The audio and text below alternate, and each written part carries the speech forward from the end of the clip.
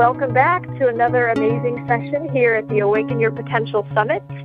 I'm your host, Kym Coco, and I have with me today Jim Self. He's an international speaker and author of the book Spirit Matters, Down-to-Earth Tools for a Spirited Life. And Jim is the founder of Mastering Alchemy, and he's been leading seminars, teaching healing, clairvoyance, and personal energy management courses since 1980. And his information is just fabulous. I've had the joy of getting to learn some of it myself, and I'm excited to share it here with you today. Jim is truly a teacher's teacher and a healer's healer, and he has walked a foot in both worlds. Since childhood, he's retained a conscious awareness and ability to recall his experiences within the dream state, which is fascinating to me. We'll have to talk about that. And then over the last 10 years, this awareness has expanded into relationships with the archangels, ascended masters, and teachers of light. So when he teaches Mastering Alchemy, the programs do interweave co-creation of these relationships. So welcome, Jim. Thanks for joining us. Well, Kym, thank you very much for asking me to be here. So let's start out with, you have, walked various paths here in the third dimension. You've done terms as a San Jose City Council member. You've been vice mayor. You've worked as an advisor and the director of governmental operations for the Department of Energy. Now, can you explain a little bit about what it's like to be a successful entrepreneur, building corporations, working in the government, and then also at the same time teaching, energy management courses, leading seminars, and, developing relationships with ascended masters? Most people would look at that as opposite ends of the spectrum. So how did you do it? Well, it's an exciting life, actually, and, but I can say it's a very exciting life now, but it always has not been exciting. It's been confusing in some ways. When we grow up, every one of us, when you come into the body, you are very connected to the Creator. That little soft spot on the top of your head is that point of connection. And then you begin to positively listen to mom, dad, teacher, minister in life, and they say, oh, I love you, and I have your best interests in mind, and this is how we do it in this household or this school or this church, and we talk to these and we don't talk to those, and we do these things and we don't do these things. And all of those great abilities, such as clairvoyance and this level of knowingness, this spiritual connection that we have, begins to close down very early in our lifetime, in that first 6 months, 1 year, 2 years, 3-year period of time.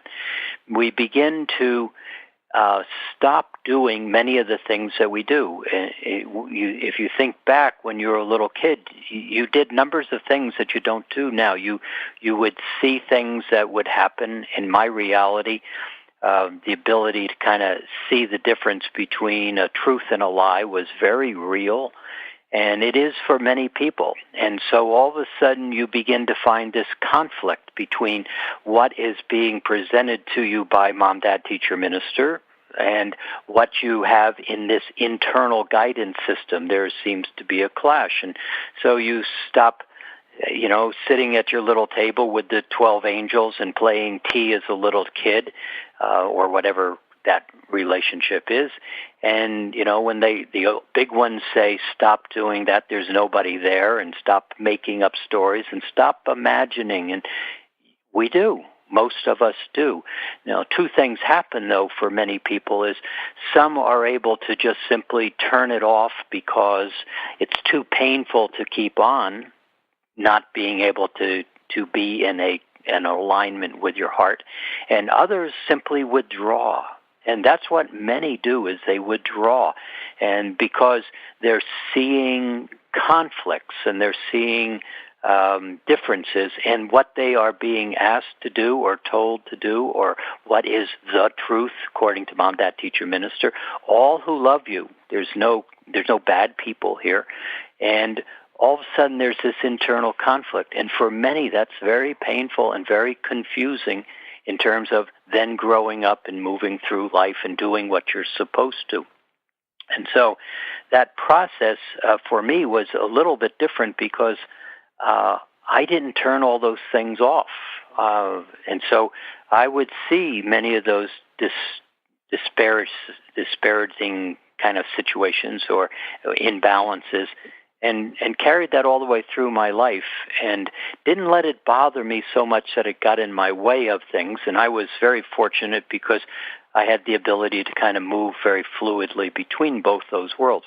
But it wasn't until I kind of got to about the age of 33 where all of a sudden everything turned upside down, and my ability to start more consciously understanding the spiritual path became very clear, to the point where now there is no conflict. There is simply that inner guidance system that once you begin to follow it, you realize that the world around you is there in a way as Shakespeare's theater for your entertainment. And in that concept, your ability to choose between things that are aligned with that inner guidance system and things that are not begin to be a little bit more clear. They're not necessarily easier, however, because when you have a mom, dad, husband, wife, children, as an example, and all of a sudden they're doing things that are not quite in alignment with that heart space, kindness, respect, dignity, appreciation, gratitude, those type of words, there's a conflict. And so to a great extent, this shift of consciousness we're in right now is beginning to understand how to distinguish between, discern between those that are still in, we'll talk about in a minute, this third dimension kind of unconscious of being unconscious state, and this state of consciousness that is becoming very full and very clear that everybody is now stepping into. So it is a dance at this point. So I'm curious then, when you were teaching healing and clairvoyance and things of that nature while working in, the business or the corporate world, let's say, was there a conflict for you specifically? Well, the biggest conflict was right at the very beginning, because when, in my reality, when this all happened, I was literally in the process of getting ready to run for mayor of San Jose, California. Literally. And it happened in a 3-month period, getting ready to enter that race. And the day before announcing, where the final day you had to say, this is what I'm doing, my third chakra was in so much pain because I was basically stepping into something that was very much not my truth, which had been my passion for 5 years to run for. And all of a sudden I had to really look in the mirror and figure out how to unravel that, how to send back $150,000 to people who contribute, how to simply tell people that even though that was a winning race, I was going to not do that. That was challenging. But from that point on, it began to be somewhat contradictory, somewhat challenging, because pieces weren't all in the right place. But those pieces began to fall into place very quickly once that decision was made. Okay, that makes sense. That's great. Now, you do a lot of energy teaching. Can you explain energy in your own words? Sure. Energy is a flow of consciousness, and in this experience that we are having right now, this physical body, as compared to being a immortal being, a spiritual being without a body, or in a different state of having a body, different level of consciousness. But right where we're playing right now, it's kind of we're playing a game. And it's as if the Creator said, I wish to know myself in my fullness. And the Creator created aspects of itself, the Mother, Father, God, the Christed light, the I Am Presence, the Holy Spirit. But it basically said, I wish to know myself. And at that point, it created a grouping of beings called the Creator Gods. And the Creator Gods were given the job to go out and create. Turn over all the rocks. I wish to know myself, the Creator said. And in simple terms, right here, the Creator said, I have a new adventure, and I wish to go and explore in this new adventure, and I'm looking for volunteers. And you and me and everybody else on this planet ran up to the front of the line and said, send me. And the Creator smiled, and he said, well, let me explain to you, she said, how this all unfolds. You're going to go down here into this energy level, and you're going to put a bag over your head, and you're going to forget who I am, and you're going to forget who you are. And you're going to bump around in this darkness, and you're going to try to find balance and find your way back. And we all said, wow, that's cool, great, send me. And some of us were even very ambitious, like you, and said, how deep into that darkness do you want me to go? And the Creator said, knock yourself out, go for it. And you said, watch this. And so we dive into this third dimensional world that we live in. But when we arrive, we forget who we are, and we forget who the Creator is. And we have a bag over our head, so we don't really remember. Remember that little soft spot that closes down? And so here we are bumping around in this whole level.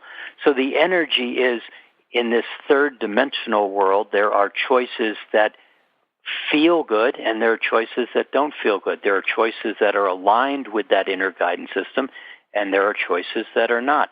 But because you have free will, there's no punishment. You just create what you experience and play with it, and there you are. So energy is the ability to direct a flow of consciousness that is aligned with that inner guidance system, your heart, the Creator, even though you've got a bag over your head and you don't remember most of this. Now, you mentioned a few minutes ago that kids oftentimes will have that strong connection. They'll be able to see things that aren't necessarily physically here that adults would see, let's say. So do they still have that bag over their head, or is it more the adults that put it on them? Well, we come in to play the game. And as we begin to look around in this reality that we play in, we start to make distinctions and decisions, and those, to a great extent, again, there's no bad people here, there's no bad mother, father, teacher, minister, but what happens is, in this third dimensional world, you're given choices, you're given opportunities, and many of those structures are the belief system of the ones before you, but they're not necessarily your belief system. And the kids today particularly, they're not their belief systems. So, but what you do is you look at that, those 12 angels sitting at the little tea table where the little boy is playing tea and having a party, and all of a sudden the big one says there's nobody there, and you have to look at them and look at the big one and make a decision, a choice. And that's what we do, and we begin to forget. And, that's where all that make-believe, that's the energy that's held in the blanket that the little kid carries around, the doll that the little kid doesn't want to get rid of, because that's the connection. And then finally, the little kid puts that blanket down and says, okay, I'm going to be a person now in the body. And you begin to forget. And that's how we've all gotten here. But that's changing right now for everybody.